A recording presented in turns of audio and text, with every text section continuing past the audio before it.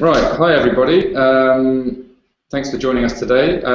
So today I'm going to be joined by a good friend of ours at the Happy Startup School, and who was at our summer camp a few months back. So welcome to Jeremiah Gardner. Hi, Jeremiah. Hey Lawrence, how's it going? Hi, Happy Startup folks. So this is one of a series of hangouts we're doing with sort of leading minds in the field of startups and innovation. And we're putting this on mainly for our homeschool students who are part of this online program that we're running, but also there'll be a few joining us from the community itself. So thanks for joining me.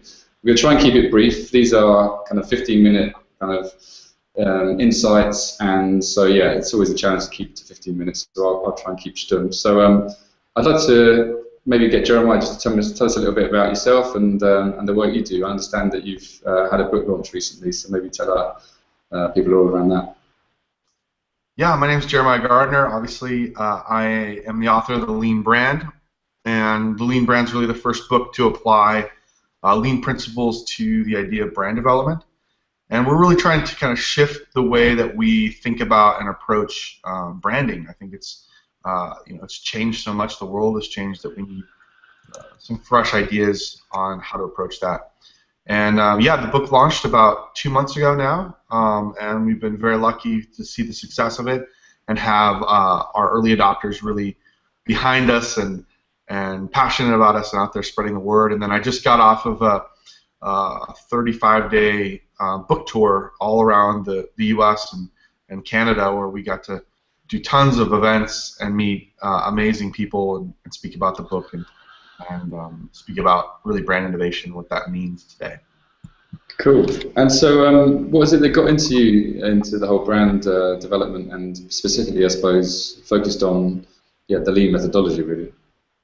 Yeah, so the way I think about this is that in branding there's this myth called the myth of the brand genius, which is that there's this, brand genius on top of a 40th floor high-rise somewhere, sitting in a seat that costs more than any of us have made, in the last year, and that just due to his or her genius can create a brand that everyone will love and a strategy that's infallible and simply hand it to this company to execute. And the way that I came to this was really, I call myself a recovering brand genius. I was in the industry, climbing kind of the client ladder, as they call it, within the kind of industry world, and just kind of had this epiphany. I don't know what happened, if it was something I ate that morning or what, this wasn't working and wasn't creating value.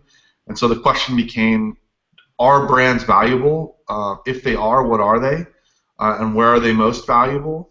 And so that led me to kind of ask those hard questions and take a hard look at what we call branding and see where those things kind of need some innovation and need some new thought, new light. Cool. Because yeah, I mean, our background before we set up the startup school was very much agency focused, and I know maybe we got a bit disillusioned with some of the agency world in terms of, you were trying to, like you said, sit there in your ivory tower trying to predict the future and carve out this great vision. So would you say that you got a bit frustrated with kind of trying to be this guardian of these amazing brands that you're creating? Yeah, I think that that's the big thing, is that in the agency world it's about, and for a startup, I think the most important thing is that you can't ever think about outsourcing your brand and expecting radiant results, right? And so an agency can be extremely helpful as an asset along the journey, but it can never create that journey for you. And so when you talk about agency world and the difference now for me is I have no interest really becoming an agency ever again or doing agency work, because that's about the microcosm of the problem. I'm really interested in helping entrepreneurs and startups understand how to even approach the problem of brand from the first standpoint, so they can go into those meetings with clear objectives about what they need from an agency or a third party that they're going to work with. Mm-hmm. And so in terms of, like, I mean, I know you talked a bit about the traditional myth of the brand. Would you say that the existing model is broken then, and if so, what would you say is the best way of tackling it, particularly for a startup starting out now? Because we've got a big group of entrepreneurs in our community, and I wouldn't say developing a brand is the #1 priority for them. So I suppose how they can engage with this in a way that actually makes sense for them, but could help them build their business quicker, maybe. Sure. So I think any productive discussion about brand has to start with some definitions, because we use the word brand in a million different ways, right? So it's a noun when we say a brand. It's a verb when we say we need to brand ourselves, or if we just brand ourselves. It's a possessive noun when I say it's my brand or your brand, and because it's a synonym when we say things like top-rated brands in cross-channel advertising today, and so there's a lot of confusion about the word and what those 5 letters in sequence mean. And so to me, when I say brand, I mean the relationship between an organization and an audience. So a brand is, capital I-S, that relationship. And so the fundamental question to ask is, how does that relationship develop? What are the ways that I can start to work on that relationship and iterate with, the way that I'm building that with my audience? And so a lot of entrepreneurs say, when's the right time to start working on brand, or when I'm funded, I'll start thinking about my brand, and most of the time they're talking about their logo or color scheme or some sort of mission statement or things, and none of those things really matter in the building of the relationship early on. And so the fundamental thing is that if you have ever mentioned your idea or shown your product or pitched it to somebody or even sold it, more importantly, to somebody, you're already relationship building, which means you're already doing brand. And so what we're trying to help entrepreneurs do is really become intentional about that work, rather than just kind of letting it happen outside of the scope of what they might want or what their audience might want out of that relationship together. Mm-hmm.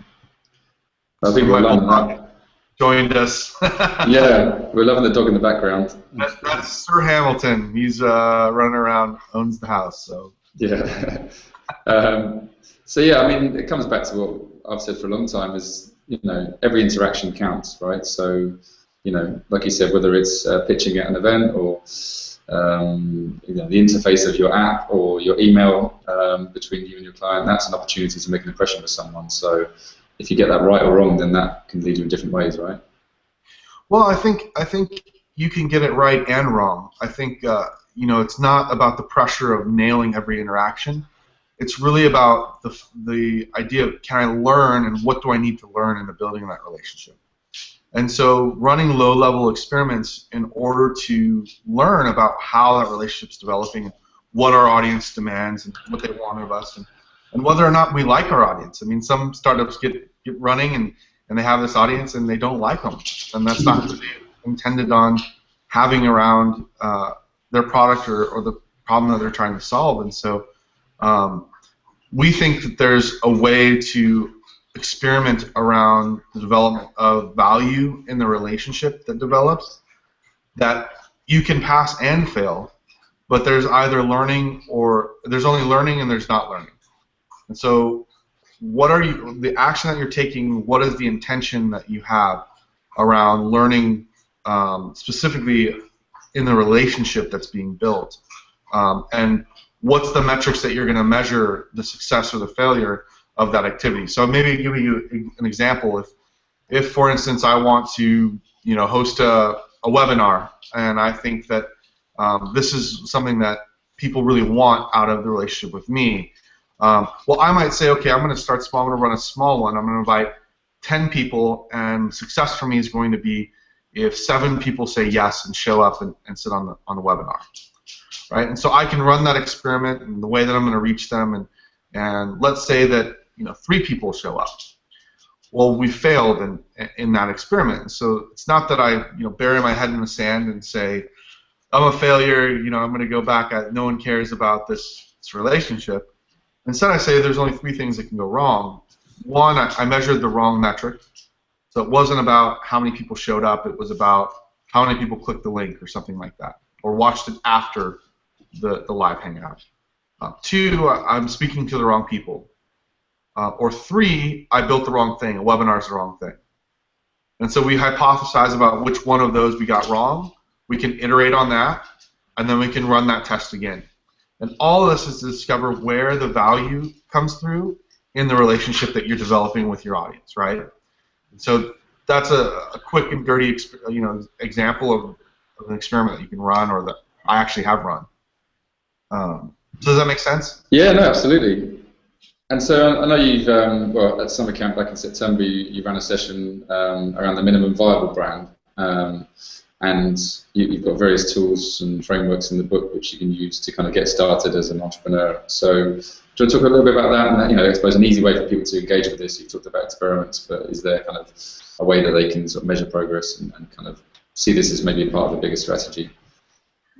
Yeah. So just like any relationship, those running those experiments and developing them takes something from you, right? You've got to start it. You've got to put some sort of input. And so the way that we think about this is that you can do it at a minimum viable level. So both of those words are important. Minimum meaning reduces the amount of waste that you're going to create, and is the smallest, the quickest, not potentially the cheapest. Lean doesn't mean cheap or quick. It means the elimination of waste in the discovery of value.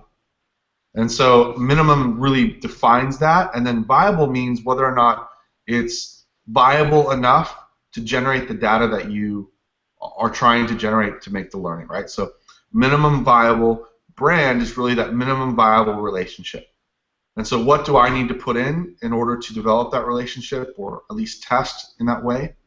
And we think there's kind of three important components to start to work on. One is story. And we could talk probably for another 45 minutes to an hour just on that one point alone. But what I would say is that every startup starts with a set of founders or a founder that care passionately and deeply about the problem that they're solving. And no one can develop that story but you. And so there's a reason that you jumped into being a startup. There's a reason that you are starting to take this journey, or this is your 7th startup, or choosing to do it again. And that's unique to you.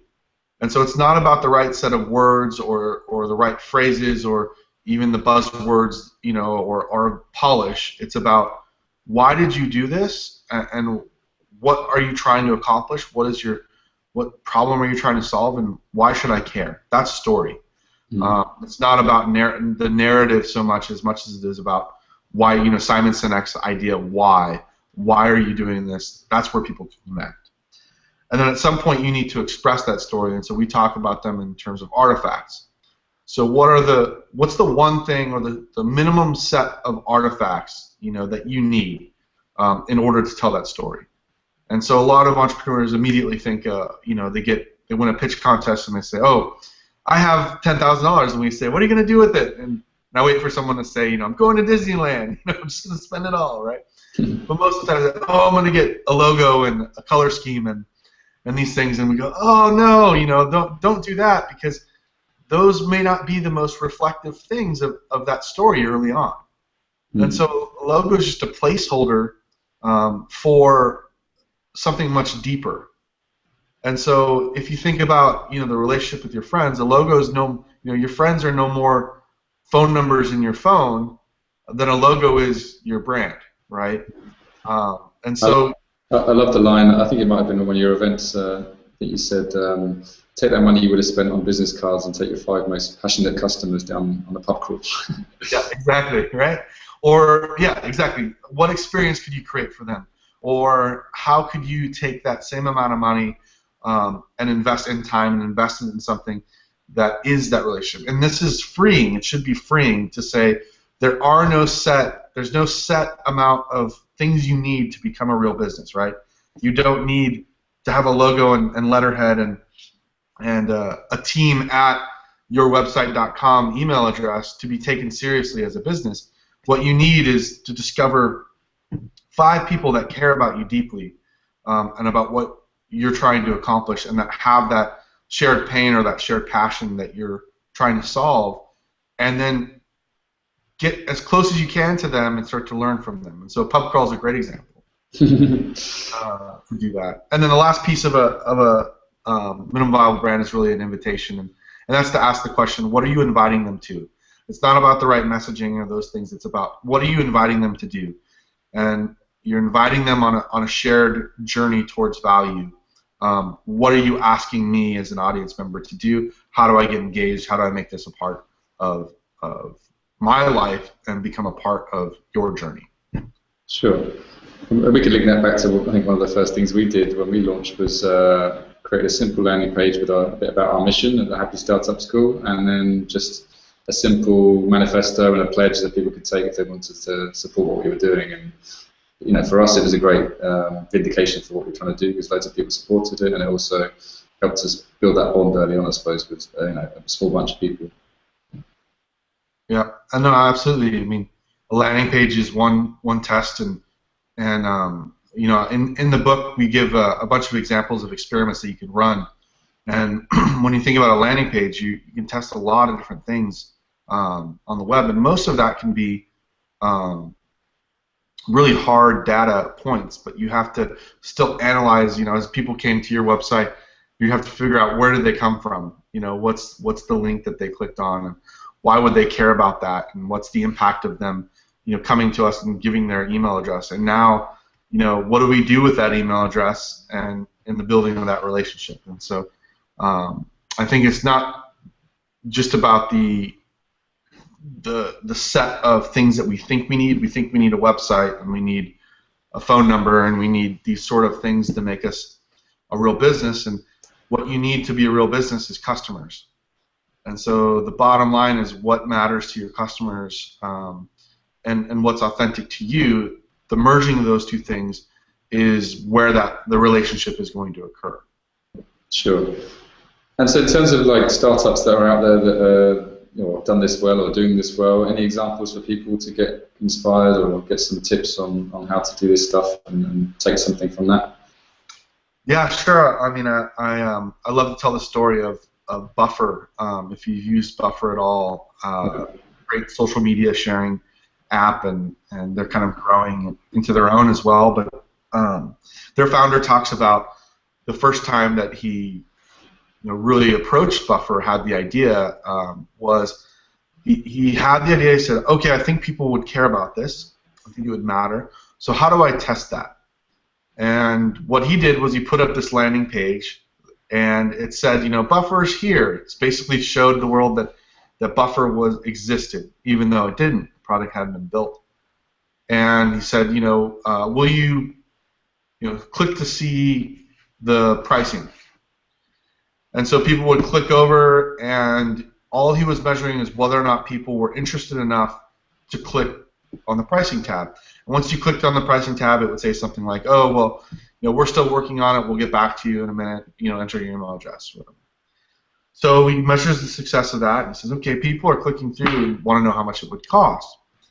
And so he creates a secondary page, right? Second page that just says, here's the 3 tiers of Buffer you can pay for. And so the people click on the first one, they click on the second one, and he's measuring how many people are clicking the $5, the $10, or the $15. And people click the $5. He says, okay, great. Sorry, we'll get back to you. Buffer's not ready. We'll get right back to you. Enter your email address. And so it's a smoke test, right?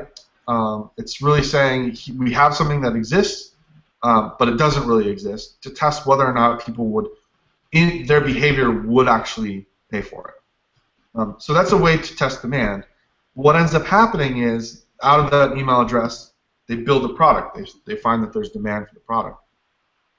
And he builds a very minimum version of it in the beginning, and he launches it to those people that gave him his email address.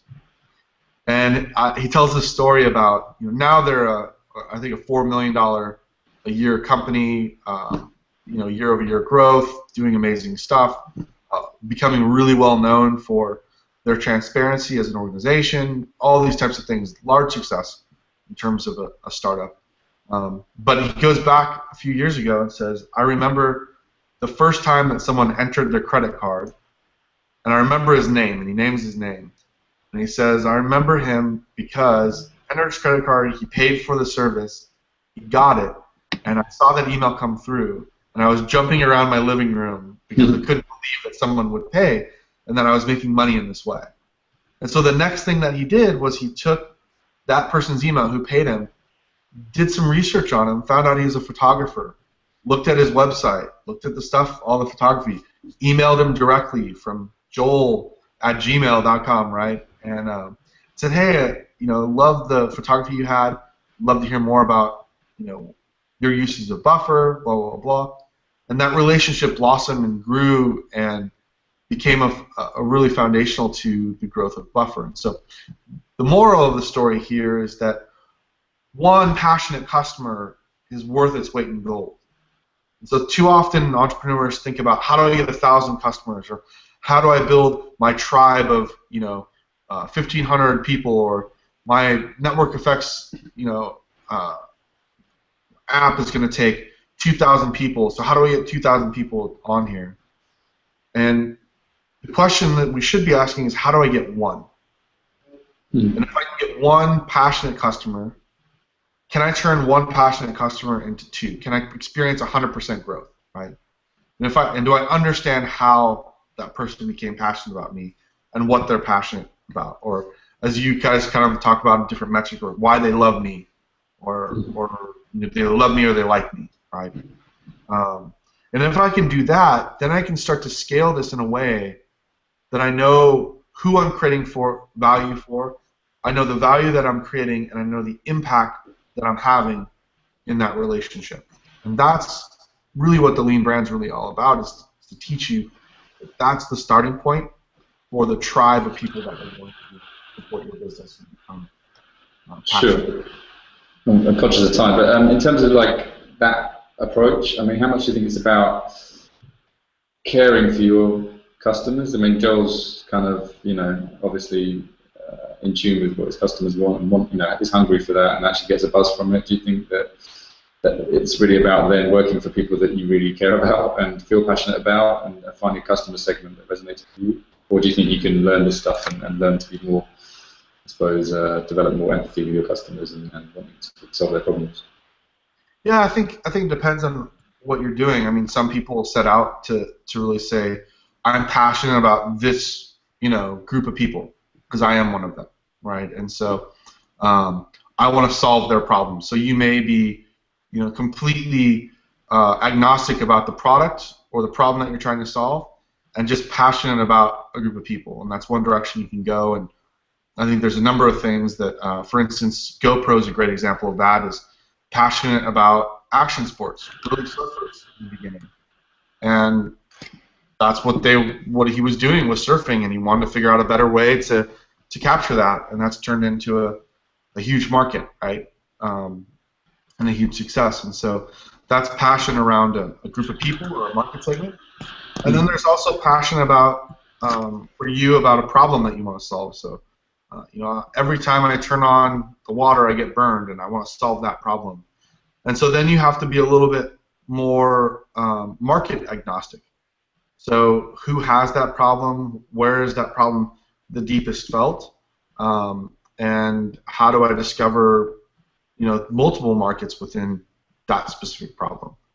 And so a market segment, remember, is always defined not by age or demographics or location and these things. It's defined only by a shared pain or a shared passion. And so what is the shared pain of your audience? Or what is the shared passion? And then the next question becomes, and how do we deliver value to them? And so sometimes that's through products, sometimes that's through the passion around that you have for that particular market segment.